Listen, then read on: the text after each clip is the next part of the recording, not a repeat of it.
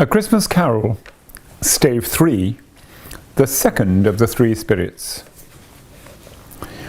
Awaking in the middle of a prodigiously tough snore and sitting up in bed to get his thoughts together, Scrooge had no occasion to be told that the bell was again upon the stroke of 1. He felt that he was restored to consciousness in the right nick of time for the especial purpose of holding a conference with the second messenger dispatched to him through Jacob Marley's intervention. But finding that he turned uncomfortably cold when he began to wonder which of his curtains this new spectre would draw back, he put them every one aside with his own hands, and lying down again established a sharp lookout all round the bed, for he wished to challenge the spirit on the moment of its appearance, and did not wish to be taken by surprise and made nervous. Gentlemen of the free and easy sort, who plume themselves on being acquainted with a move or two, and being usually equal to the time of day, express the wide range of their capacity for adventure by observing that they are good for anything from pitch and toss to manslaughter, between which opposite extremes, no doubt, there lies a tolerably wide and comprehensive range of subjects.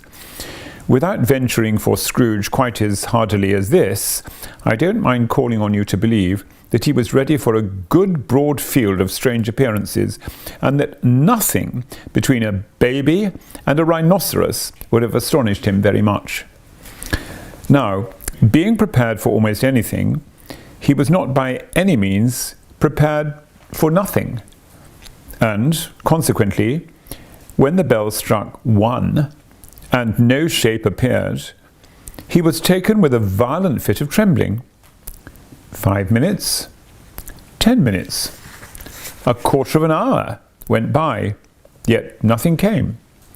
All this time he lay upon his bed, the very core and centre of a blaze of ruddy light, which streamed upon it when the clock proclaimed the hour, and which, being only light, was more alarming than a dozen ghosts, as he was powerless to make out what it meant, or would be at, and was sometimes apprehensive that he might be at that very moment an interesting case of spontaneous combustion, without having the consolation of knowing it. At last, however, he began to think, as you or I would have thought at first, for it is always the person not in the predicament who knows what ought to have been done in it, and would unquestionably have done it too.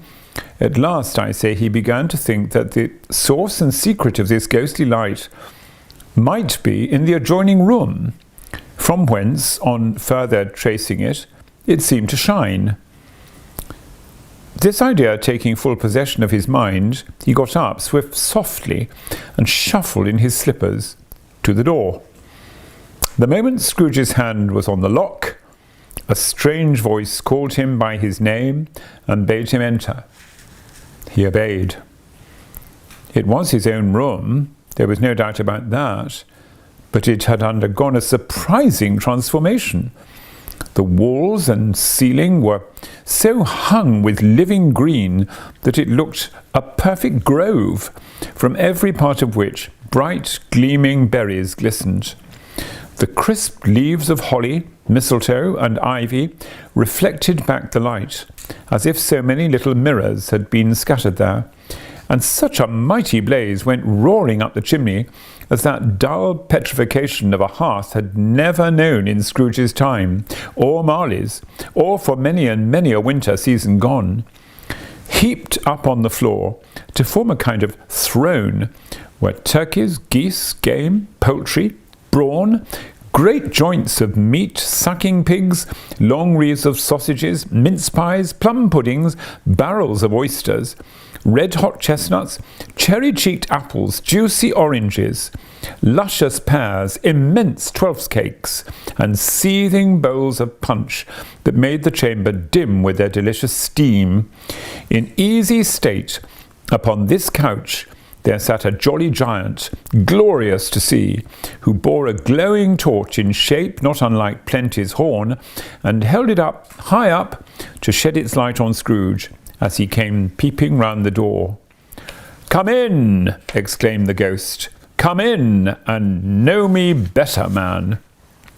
Scrooge was entering timidly and hung his head before this spirit. He was not the dogged Scrooge he had been, and though the spirit's eyes were clear and kind, he did not like to meet them. "I am the ghost of Christmas present," said the spirit. "Look upon me." Scrooge reverently did so. It was clothed in one simple deep green robe or mantle bordered with white fur. This garment hung so loosely on the figure that its capacious breast was bare, as if disdaining to be warded or concealed by any artifice. Its feet, observable beneath the ample folds of the garment, were also bare, and on its head it wore no other covering than a holly wreath, set here and there with shining icicles. Its dark brown curls were long and free as its genial face, its sparkling eye, its open hand, its cheery voice, its unconstrained demeanour, and its joyful air. Girded round its middle was an antique scabbard, but no sword was in it, and the ancient sheath was eaten up with rust. "You have never seen the like of me before," exclaimed the spirit. "Never," Scrooge made answer to it. "Have never walked forth with the younger members of my family, meaning, for I am very young, my elder brothers born in these later years," pursued the phantom. "Don't think I have," said Scrooge. "I'm afraid I have not. Have you had many brothers, spirit?" "More than 1,800, said the ghost. "Tremendous family to provide for," muttered Scrooge. The ghost of Christmas present rose. "Spirit," said Scrooge submissively, "conduct me where you will.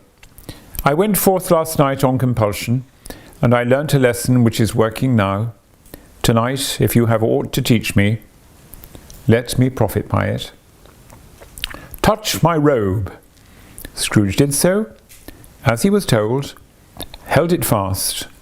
Holly, mistletoe, red berries, ivy, turkeys, geese, game, poultry, brawn, meat, pigs, sausages, oysters, pies, puddings, fruit and punch, all vanished instantly. So did the room, the fire, the ruddy glow, the hour of night, and they stood in the city streets on Christmas morning, where, for the weather was severe, the people made a rough but brisk and not unpleasant kind of music in scraping the snow from the pavement in front of their dwellings, and from the tops of their houses, whence it was mad delight to the boys to see it come plumping down into the road below, and splitting into artificial little snowstorms. The house fronts looked black enough, and the windows blacker, contrasting with the smooth white sheet of snow upon the roofs, and with the dirtier snow upon the ground, which last deposit had been ploughed up in deep furrows by the heavy wheels of carts and waggons, furrows that crossed and recrossed each other hundreds of times where the great streets branched off, and made intricate channels hard to trace in the thick yellow mud and icy water. The sky was gloomy, and the shortest streets were choked up with a dingy mist, half thawed, half frozen, whose heavier particles descended in a shower of sooty atoms, as if all the chimneys in Great Britain had by one consent caught fire, and were blazing away to their dear hearts' content. There was nothing very cheerful in the climate or the town, and yet was there an air of cheerfulness abroad that the clearest summer air and brightest summer sun might have endeavoured to diffuse in vain. For the people who were shovelling away on the housetops were jovial and full of glee, calling out to one another from the parapets, and now and then exchanging a facetious snowball, better-natured missile far than many a word jest, laughing heartily if it went right, and not less heartily if it went wrong. The poulterers' shops were still half open, and the fruiterers were radiant in their glory. There were great round pot-bellied baskets of chestnuts, shaped like the waistcoats of jolly old gentlemen, lolling at the doors and tumbling out into the street in their apoplectic opulence. There were ruddy brown-faced broad-girth Spanish onions, shining in the fatness of their growth like Spanish friars, and winking from their shelves in wanton slyness at the girls as they went by, and glanced demurely at the hung-up mistletoe. There were pears and apples clustered high in blooming pyramids. There were bunches of grapes made in the shopkeeper's benevolence to dangle from conspicuous hooks that people's mouths might water gratis as they passed. There were piles of filberts, mossy and brown, recalling in their fragrance ancient walks among the woods and pleasant shufflings ankle-deep through withered leaves. There were Norfolk biffins, squab and swarthy, setting off the yellow of the oranges and lemons, and in the great compactness of their juicy persons, urgently entreating and beseeching to be carried home in paper bags and eaten after dinner. The very gold and silver fish, set forth among these choice fruits in a bowl, though members of a dull and stagnant-blooded race, appeared to know that there was something going on, and to a fish went gasping round and round their little world in slow and passionless excitement. The grocers, nearly closed, with perhaps 2 shutters down or 1, but through those gaps such glimpsed. It was not alone that the scales descending on the counter made a merry sound, or that the twine and roller parted company so briskly, or that the canisters were rattled up and down like juggling tricks, or even that the blended scents of tea and coffee were so grateful to the nose, or even that the raisins were so plentiful and rare, the almonds so extremely white, the sticks of cinnamon so long and straight, the other spices so delicious, the candied fruits so caked and spotted with molten sugar as to make the coldest lookers-on feel faint and subsequently bilious. Nor was it that the figs were moist and pulpy, or that the French plums blushed in modest tartness from their highly decorated boxes, or that everything was good to eat and in its Christmas dress. But the customers were all so hurried and so eager in the hopeful promise of the day that they tumbled up against each other at the door, dashing their wicker baskets wildly, and left their purchases upon the counter, and came running back to fetch them, and committed hundreds of the like mistakes in the best humour possible, while the grocer and his people were so frank and fresh that the polished hearts with which they fastened their aprons behind might have been their own, worn outside for general inspection and for Christmas doors to peck at if they chose. But soon the steeples called good people all to church and chapel, and away they came, flocking through the streets in their best clothes and with their gayest faces. And at the same time there emerged from scores of by-streets, lanes, and nameless turnings innumerable people carrying their dinners to the bakers' shops. The sight of these poor revellers appeared to interest the spirit very much, for he stood with Scrooge beside him in a baker's doorway, and taking off the covers as their bearers passed, sprinkled incense on their dinners from his torch. And it was a very uncommon kind of torch, for once or twice, when there were angry words between some dinner carriers who had jostled each other, he shed a few drops of water on them from it, and their good humour was restored directly, for they said it was a shame to quarrel upon Christmas Day. And so it was. God love it, so it was. In time the bells ceased, and the bakers were shut up. And yet there was a genial shadowing forth of all these dinners and the progress of their cooking in the thawed blotch of wet above each baker's oven, where the pavement smoked as if stones were cooking too. Is there a peculiar flavour in what you sprinkle from your torch? Asked Scrooge. There is. My own. Would it apply to any kind of dinner on this day? Asked Scrooge. To any kindly given, but to a poor one most. Why to a poor one most? Asked Scrooge. Because it needs it most. Spirit, said Scrooge after a moment's thought, I wonder you, of all the beings in the many worlds about us, should desire to cramp these people's opportunities of innocent enjoyment. I? Cried the Spirit. You would deprive them of their means of dining every 7th day, often the only day on which they can be said to dine at all, said Scrooge, wouldn't you? I? Cried the Spirit. You seek to close these places on the 7th day, said Scrooge, and it comes to the same thing. I seek?" exclaimed the spirit. "Forgive me if I'm wrong. It has been done in your name, or at least in that of your family," said Scrooge. "There are some upon this earth of yours," returned the spirit, "who lay claim to know us, and who do their deeds of passion, pride, ill will, hatred, envy, bigotry, and selfishness in our name, who are as strange to us and our kith and kin as if they had never lived. Remember that, and charge their doings on themselves, not us." Scrooge promised that he would, and they went on invisible, as they had been before, into the suburbs of the town. It was a remarkable quality of the ghost, which Scrooge had observed at the baker's, that notwithstanding his gigantic size, he could accommodate himself to any place with ease, and that he stood beneath a low roof quite as gracefully and like a supernatural creature as it was possible he should have done in any lofty hall.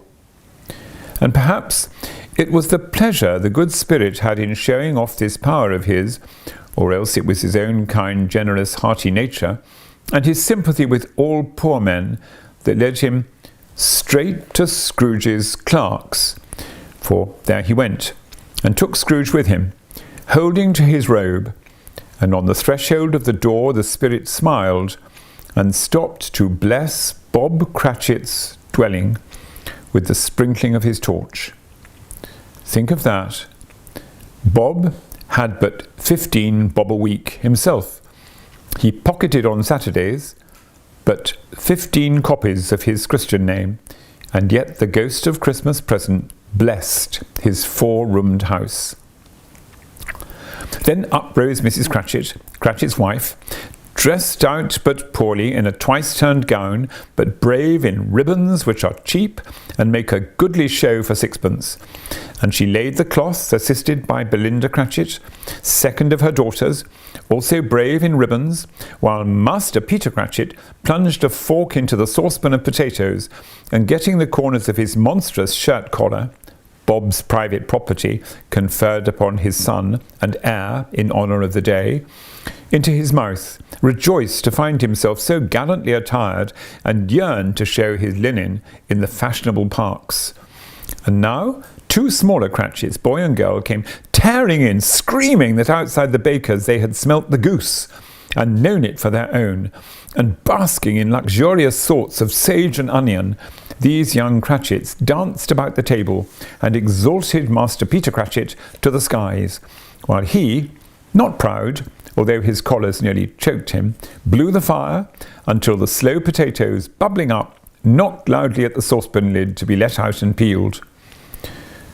"What has ever got your precious father, then?" said Mrs. Cratchit, "and your brother, Tiny Tim, and Martha weren't as late last Christmas Day by half an hour."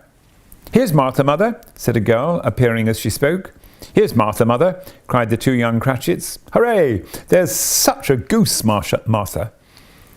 "Why, bless your heart alive, my dear, how late you are," said Mrs. Cratchit, kissing her a dozen times and taking off her shawl and bonnet for her with a fisher's zeal. "We'd a deal of work to finish up last night," replied the girl, "and had to clear away this morning, mother." "Well, never mind so long as you're come," said Mrs. Cratchit. "Sit ye down before the fire, my dear. Have a warm, Lord bless ye." No, there's father coming," cried the 2 young Cratchits, who were everywhere at once. "Hide, Martha, hide!" So Martha hid herself, and in came little Bob, the father, with at least 3 feet of comforter, exclusive of the fringe, hanging down before him, and his threadbare clothes darned up and brushed to look seasonable, and Tiny Tim upon his shoulder. Alas, for Tiny Tim, he bore a little crutch, and had his limbs supported by an iron frame. "Why, where's our Martha?" cried Bob Cratchit, looking round. "Or is she not coming?" said Mrs. Cratchit. "Not coming?" said Bob, with a sudden declension in his high spirits, for he had been Tim's blood horse, all the way from church, and had come home rampant. "Not coming? On Christmas Day?" Martha didn't like to see him disappointed.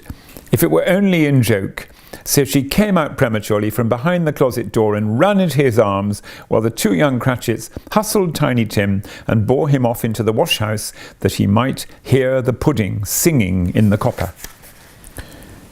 "And how did little Tim behave?" asked Mrs. Cratchit, when she had rallied Bob on his credulity and Bob had hugged his daughter to his heart's content.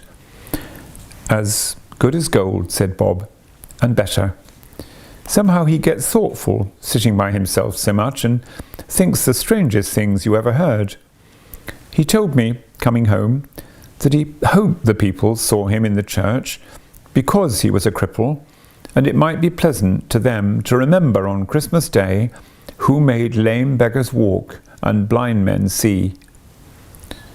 Bob's voice was tremulous when he told them this, and trembled more when he said that Tiny Tim was growing strong and hearty.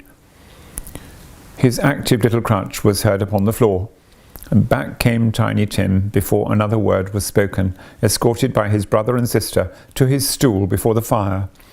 And while Bob, turning up his cuffs, as if, poor fellow, they were capable of being made more shabby, compounded some hot mixture in a jug with gin and lemons, and stirred it round and put it on the hob to simmer, Master Peter and the two ubiquitous young Cratchits went to fetch the goose, with which they soon returned in high procession.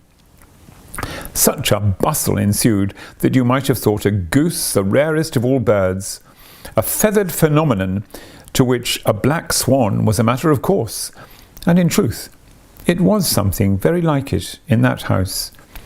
Mrs. Cratchit made the gravy, ready beforehand in a little saucepan, hissing hot. Master Peter mashed the potatoes with incredible vigour. Miss Belinda sweetened up the apple sauce. Martha dusted the hot plates. Bob took Tiny Tim beside him in a tiny corner at the table. The two young Cratchits set chairs for everybody, not forgetting themselves, and mounting guard upon their posts, crammed spoons into their mouth, lest they should shriek for goose before their turn came to be helped. At last, the dishes were set and grace was said.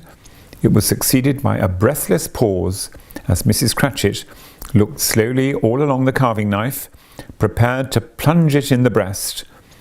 But when she did, and when the long-expected gush of stuffing issued forth, one murmur of delight arose all round the board, and even Tiny Tim, excited by the two young Cratchits, beat on the table with the handle of his knife and feebly cried, "Hurrah!" There never was such a goose. Bob said he didn't believe there ever was such a goose, cooked. Its tenderness and flavour, its size and cheapness were the themes of universal admiration. Eked out by the apple sauce and mashed potatoes, it was a sufficient dinner for the whole family. Indeed, as Mrs. Cratchit said with great delight, surveying one small atom of a bone upon the dish, they hadn't ate it all at last. Yet everyone had had enough, and the youngest Cratchits in particular were steeped in sage and onion to the eyebrows. But now, the plates being changed by Miss Belinda, Mrs. Cratchit left the room alone, too nervous to bear witnesses, to take the pudding up and bring it in. Suppose it should not be done enough? Suppose it should break in turning out? Suppose somebody should have got over the wall of the backyard and stolen it while they were merry with the goose? A supposition at which the two young Cratchits became livid. All sorts of horrors were supposed. Hullo! A great deal of steam. The pudding was out of the copper. A smell like a washing day. That was the cloth. A smell like an eating house and a pastry cook's next door to each other, with a laundress's next door to that. That was the pudding. In half a minute, Mrs. Cratchit entered, flushed but smiling proudly, with the pudding like a speckled cannonball, so hard and firm, blazing in half a quartern of ignited brandy, and bedight with Christmas holly stuck into the top.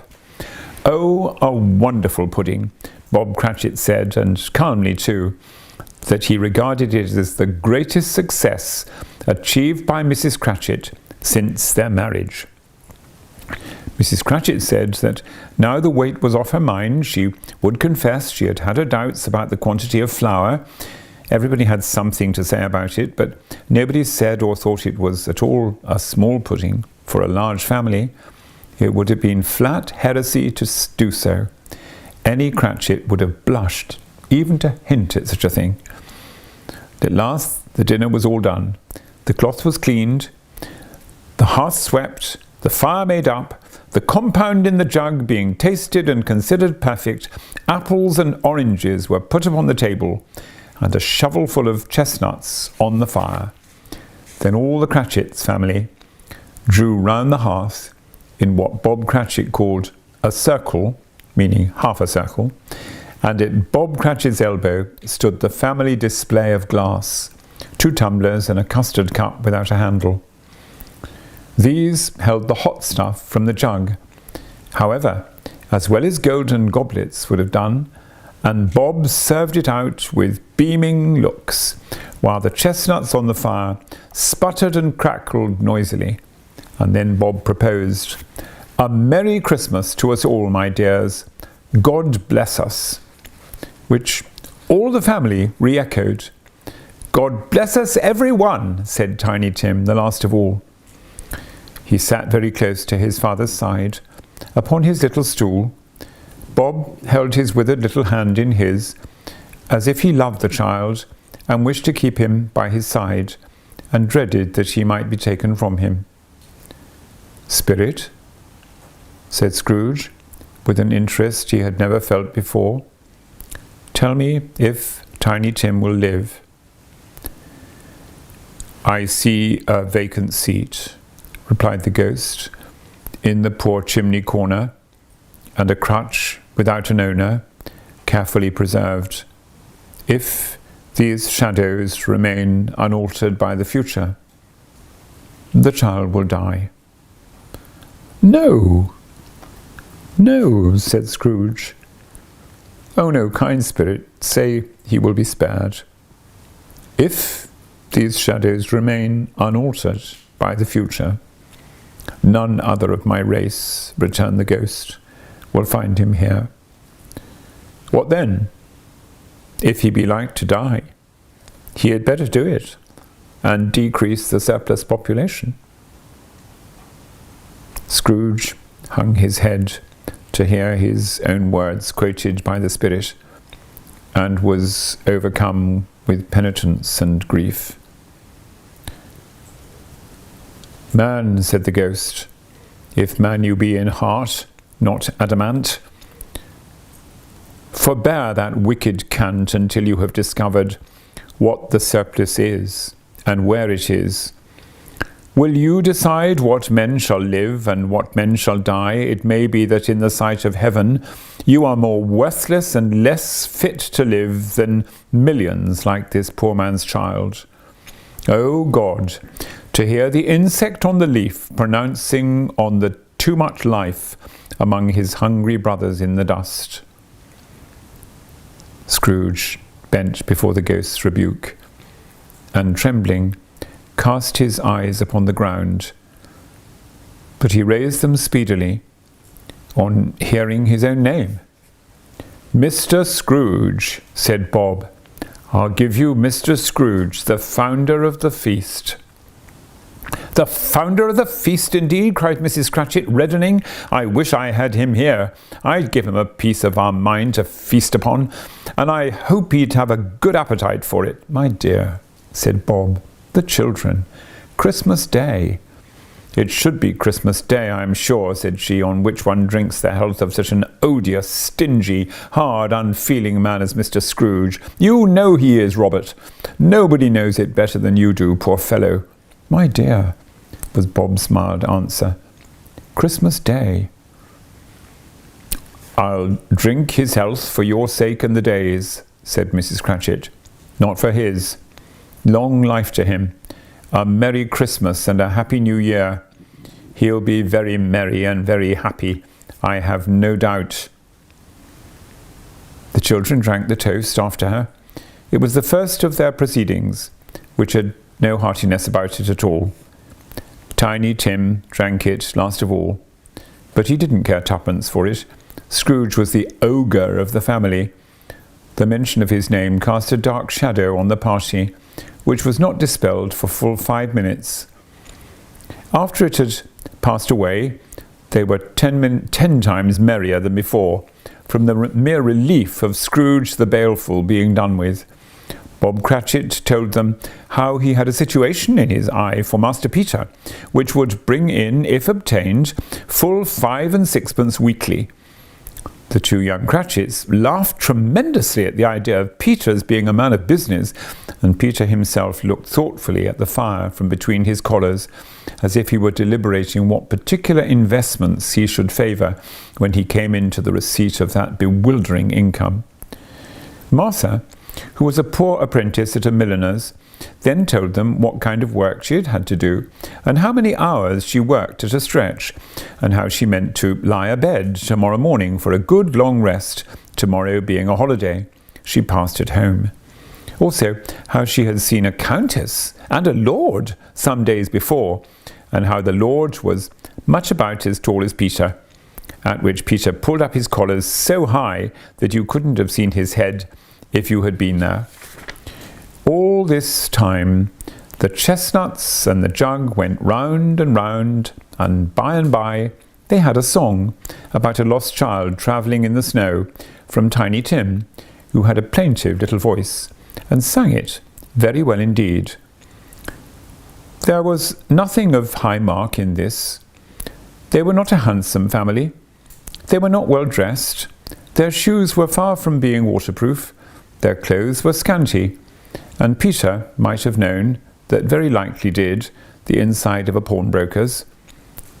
But they were happy, grateful, pleased with one another, and contented with the time. And when they had faded, and looked happier yet in the bright sprinklings of the Spirit's torch at parting, Scrooge had his eye upon them, and especially on Tiny Tim, until the last. By this time it was getting dark and snowing pretty heavily, and as Scrooge and the Spirit went along the streets, the brightness of the roaring fires in kitchens, parlours, and all sorts of rooms was wonderful. Here the flickering of the blaze showed preparations for a cosy dinner, with hot plates baking through and through before the fire, and deep red curtains ready to be drawn to shut out cold and darkness. There, all the children of the house were running out into the snow to meet their married sisters, brothers, cousins, uncles, aunts, and be the first to greet them. Here again were shadows on the window blind of guests assembling, and there a group of handsome girls, all hooded and fur-booted, and all chattering at once, tripped lightly off to some near neighbour's house, where, woe upon the single man who saw them enter, artful witches, well they knew it, in a glow.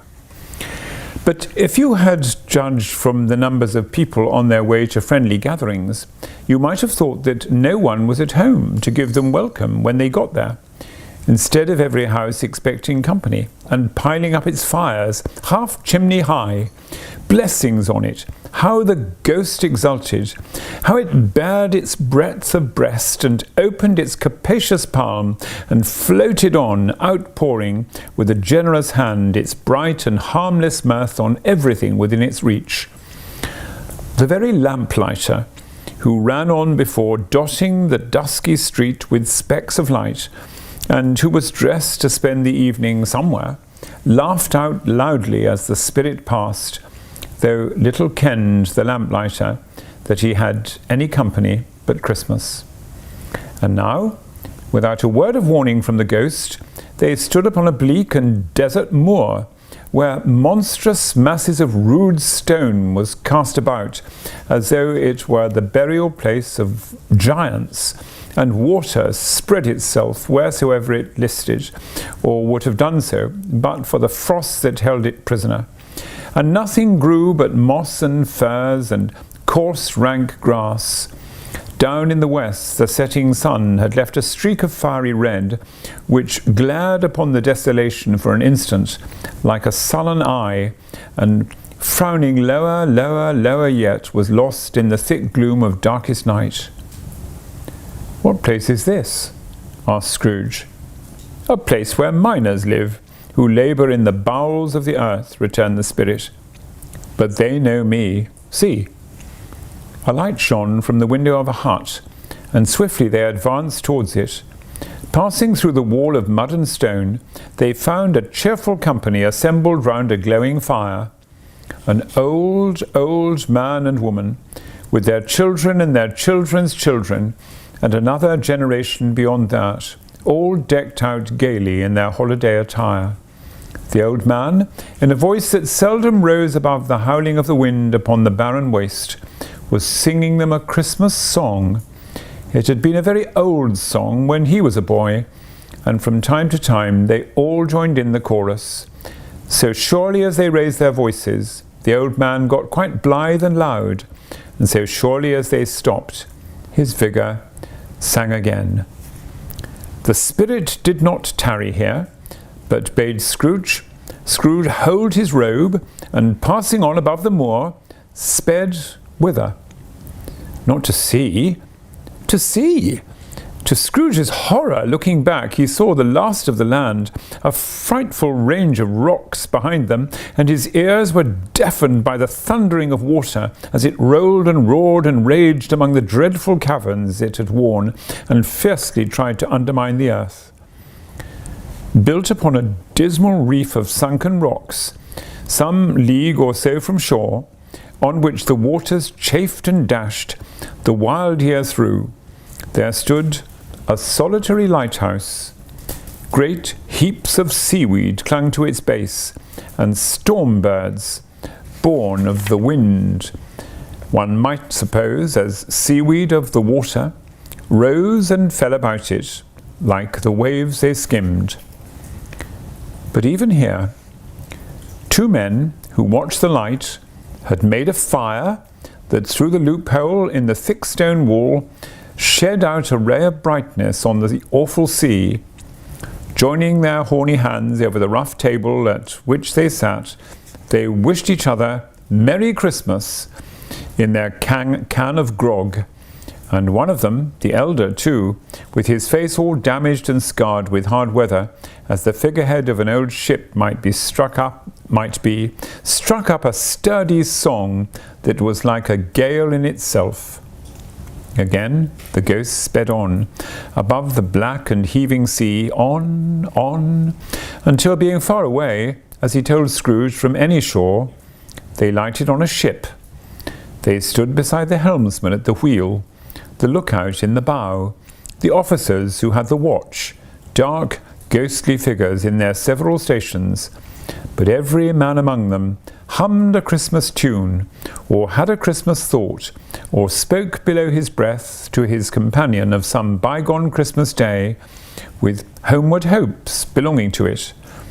And every man on board, waking or sleeping, good or bad, had had a kinder word for another on that day, than on any day in the year, and had shared to some extent in its festivities, and had remembered those he cared for at a distance, and had known that they delighted to remember him. It was a great surprise to Scrooge, while listening to the moaning of the wind, and thinking what a solemn thing it was to move on through the lonely darkness over an unknown abyss, whose depths were secrets as profound as death. It was a great surprise to Scrooge, while thus engaged, to hear a hearty laugh.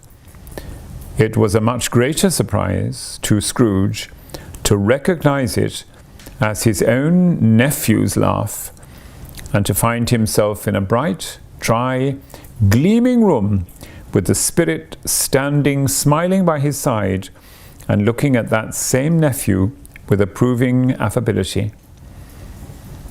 "Ha ha ha!" laughed Scrooge's nephew. "Ha ha ha! If you should happen by any unlikely chance to know a man more blessed in a laugh than Scrooge's nephew, all I can say is, I should like to know him too. Introduce him to me, and I'll cultivate his acquaintance." It is a fair, even-handed, noble adjustment of things, that while there is infection in disease and sorrow, there is nothing in the world so irresistibly contagious as laughter and good humour. While Scrooge's nephew laughed in this way, holding his sides, rolling his head, twisting his face into the most extravagant contortions. Scrooge's niece, by marriage, laughed as heartily as he, and their assembled friends, being not a bit behindhand, roared out lustily, "Ha, ha, ha! He said that Christmas was a humbug, as I live," cried Scrooge's nephew, "and he believed it too." "More shame for him, Fred," said Scrooge's niece indignantly. "Bless those women. They never do anything by halves. They're always in earnest." She was very pretty, exceedingly pretty, with a dimpled, surprised-looking, capital face, a ripe little mouth that seemed made to be kissed, as no doubt it was, all kinds of good little dots about her chin that melted into one another when she laughed, and the sunniest pair of eyes you ever saw in any little creature's head. Altogether she was what you would have called provoking, you know, but satisfactory too. Oh, perfectly satisfactory. "He's a comical old fellow," said Scrooge's nephew. "That's the truth, and not so pleasant as he might be. However, his offences carry their own punishment, and I've nothing to say against him." "I'm sure he's very rich, Fred," hinted Scrooge's niece. "At least you always tell me so." "Well, whatever of that, my dear," said Scrooge's nephew. "His wealth is of no use to him. He don't do any good with it. He don't make himself comfortable with it. He hasn't the same satisfaction of thinking that he's ever going to benefit us with it." "I have no patience with him," observed Scrooge's niece. Scrooge's niece's sisters, and all the other ladies expressed the same opinion. "Oh, I have," said Scrooge's nephew. "I'm sorry for him. I couldn't be angry with him if I tried. Who suffers by his ill whims? Himself, always. Here, he takes it into his head to dislike us, and he won't come and dine with us. What's the consequence? He don't lose much of a dinner." "Indeed, I think he loses a very good dinner," interrupted Scrooge's niece. Everybody else said the same, and they must be allowed to have been competent judges, because they had just had dinner, and with the dessert upon the table, were clustered round the fire by lamplight. "Well, I'm very glad to hear it," said Scrooge's nephew, "because I haven't great faith in these young housekeepers. What do you say, Topper?" Topper had clearly got his eye upon one of Scrooge's niece's sisters, for he answered that a bachelor was a wretched outcast who had no right to express an opinion on the subject. Whereat Scrooge's niece's sister, the plump one with the lace tucker, not the one with the roses, blushed. "Do go on, Fred," said Scrooge's niece, clapping her hands. "He never finishes what he begins to say. He's such a ridiculous fellow." Scrooge's nephew revelled in another laugh, and as it was impossible to keep the infection off, though the plump sister tried hard to do it with aromatic vinegar, his example was unanimously followed. "I was going to say," said Scrooge's nephew, "that the consequence of his taking a dislike to us and not making merry with us is, as I think, that he loses some pleasant moments which could do him no harm. I'm sure he loses pleasanter companions than he can find in his own thoughts, either in his mouldy old office or his dusty chambers. I mean to give him the same chance every year, whether he likes it or not, for I pity him. He may rail at Christmas till he dies, but he can't help thinking better of it. I defy him. If he finds me going there, in good temper, year after year, and saying, 'Uncle Scrooge, how are you?' if it only puts him in the vein to leave his poor clerk £50, that's something. And I think I shook him yesterday." It was their turn to laugh now at the notion of his shaking Scrooge. But being thoroughly good-natured and not much caring whether they laughed, what they laughed at, so that they laughed at any rate, he encouraged them in their merriment and passed the bottle joyously. After tea, they had some music, for they were a musical family, and knew what they were about when they sang a glee or a catch. I can assure you, especially Tupper, who could growl away in the bass like a good one, and never swell the large veins in his forehead, or get red in the face over it. Scrooge's niece played well upon the harp, and played among other tunes a simple little air, A mere nothing, you might learn it, whistle it in 2 minutes, which had been familiar to the child who fetched Scrooge from the boarding school, as he had been reminded by the ghost of Christmas past. And when the strain of the music sounded, all the things that ghost had shown him came upon his mind.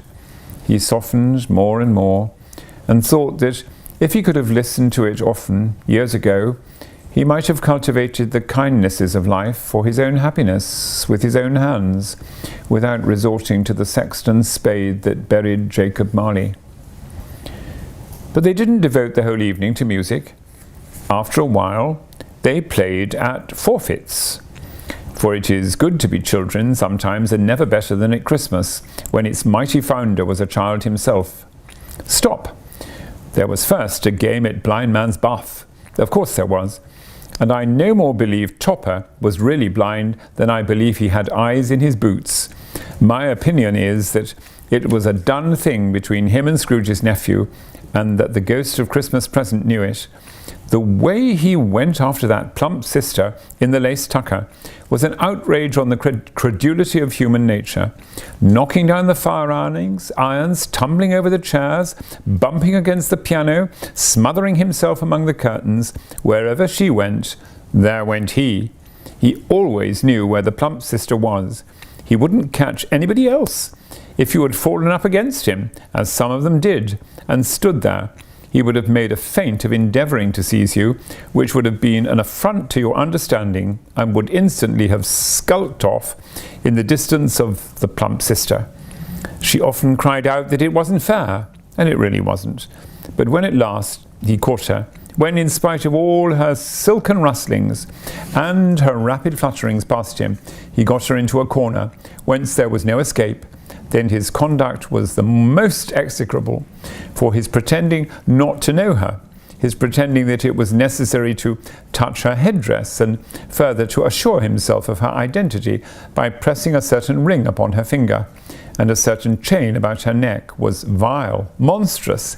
No doubt she told him her opinion of it, when, another blind man being in office, they were so very confidential together behind the curtains. Scrooge's niece was not one of the blind man's party, but was made comfortable with a large chair and a footstool in a snug corner where the ghost and Scrooge were close behind her. But she joined in the forfeits, and loved her love to admiration with all the letters of the alphabet. Likewise at the game of how, when, and where. She was very great, and to the secret joy of Scrooge's nephew, beat her sisters hollow, though they were sharp girls too, as Topper could have told you. There might have been 20 people there, young and old, but they all played, and so did Scrooge. For, wholly forgetting in the interest he had in what was going on that his voice made no sound in their ears, he sometimes came out with his guess quite loud, and very often guessed quite right too, for the sharpest needle, best Whitechapel, warranted not to cut in the eye, was not sharper than Scrooge, blunt as he took it in his head to be. The ghost was greatly pleased to find him in this mood, and looked upon him with such favour that he begged like a boy to be allowed to stay until the guest departed. But this, the spirit said, could not be done. "Here's a new game," said Scrooge. "1 half hour, Spirit, only one." It was a game called Yes and No, where Scrooge's nephew had to think of something, and the rest must find out what. He only answering to their questions yes or no, as the case was. The brisk fire of questioning to which he was exposed elicited from him that he was thinking of an animal, a live animal, rather a disagreeable animal, a savage animal, an animal that growled and grunted sometimes, and talked sometimes, and lived in London, and walked about the streets, and wasn't made a show of, and wasn't led by anybody, and didn't live in a menagerie, and was never killed in a market, and was not a horse, or an ass, or a cow, or a bull, or a tiger, or a dog, or a pig, or a cat, or a bear. At every fresh question that was put to him, the nephew burst into a fresh roar of laughter, and was so inexpressibly tickled that he was obliged to get up off the sofa and stamp. At last, the plump sister, falling into a similar state, cried out, "I've found this out. I know what it is, Fred. I know what it is." "What is it?" cried Fred. "It's your Uncle Scrooge." which it certainly was. Admiration was the universal sentiment, though some objected that the reply to "Is it a bear?" ought to have been yes, inasmuch as an answer in the negative was sufficient to have diverted their thoughts from Mr. Scrooge, supposing they had ever had any tendency that way. "He has given us plenty of merriment, I'm sure," said Fred, "and it would be ungrateful not to drink his health. Here is a glass of mulled wine ready to our hand at the moment, and I say, Uncle Scrooge!" "Well, Uncle Scrooge," they all cried. "A Merry Christmas and a Happy New Year to the old man, whatever he is," said Scrooge's nephew. "He wouldn't take it from me, but may he have it nevertheless. Uncle Scrooge!" Uncle Scrooge had imperceptibly become so gay and light of heart that he would have pledged the unconscious company in return, and thanked them in an inaudible speech if the ghost had given him time. But the whole scene passed off in the breath of the last words spoken by his nephew, and he and the spirit were again upon their travels. Much they saw, and far they went, and many homes they visited, but always with a happy end. The spirit stood beside sick beds, and they were cheerful, on foreign lands, and they were close at home, by struggling men, and they were patient in their greater hope, by poverty, and it was rich, in almshouse, hospital, and jail, in misery's every refuge, where vain man in his little brief authority had not made fast the door, and barred the spirit out. He left his blessing, and taught Scrooge his precept. It was a long night, if it were only a night, but Scrooge had his doubts of this, because the Christmas holidays appeared to be condensed into the space of time they passed together. It was strange, too, that while Scrooge remained unaltered in his outward form, the ghost grew older, clearly older. Scrooge had observed this change, but never spoke of it until they left a children's 12th night party, when, looking at the spirit as they stood together in an open place, he noticed that its hair was grey. "Are spirits' lives so short?" asked Scrooge. "My life upon this globe is very brief," replied the ghost. "It ends tonight." "Tonight?" cried Scrooge. "Tonight, at midnight. Hark, the time is drawing near." The chimes were ringing the 11:15 at that moment. "Forgive me if I am not justified in what I ask," said Scrooge, looking intently at the spirit's robe, "but I see something strange and not belonging to yourself protruding from your skirts. Is it a foot or a claw?" "It might be a claw, for the flesh there is upon it," was the spirit's sorrowful reply. "Look here." From the foldings of his robe it brought 2 children, wretched, abject, frightful, hideous, miserable. They knelt down at its feet and clung upon the outside of its garment.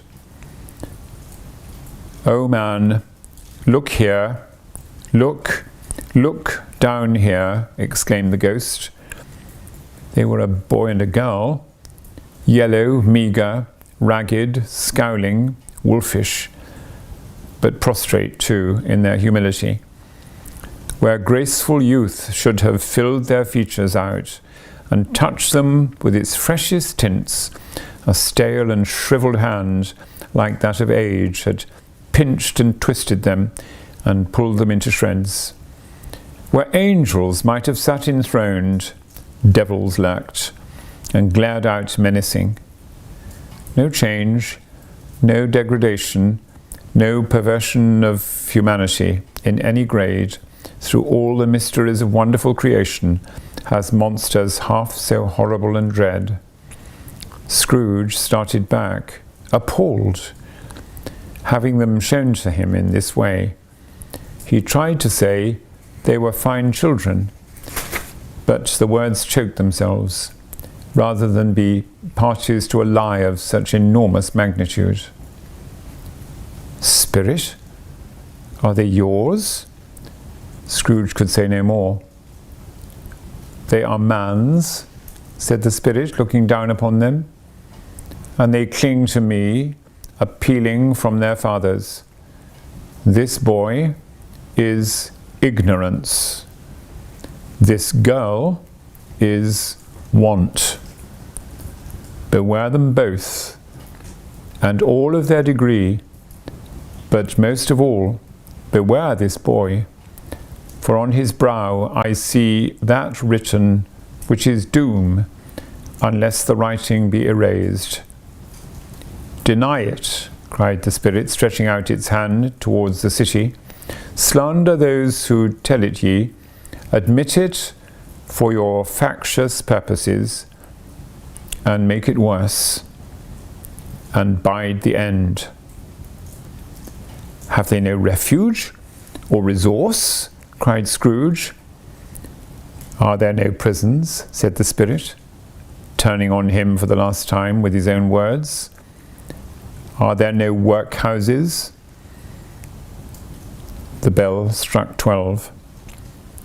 Scrooge looked about him for the ghost, and saw it not.